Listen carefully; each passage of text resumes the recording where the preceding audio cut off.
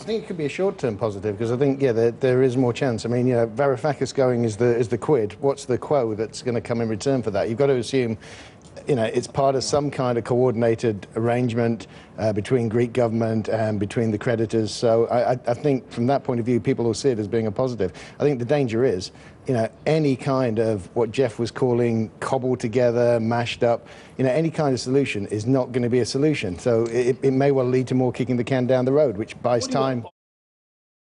So the fact that the euro is still holding up pretty well, to me, suggests that the market as a whole is talking about it, but certainly not fully pricing a Greek exit at this stage.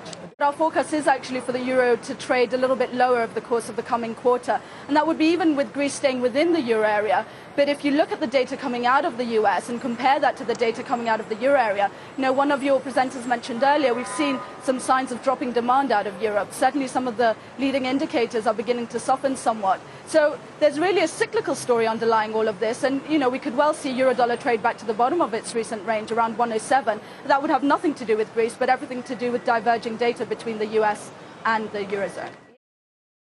Well, I think probably the worst is over for a couple of reasons.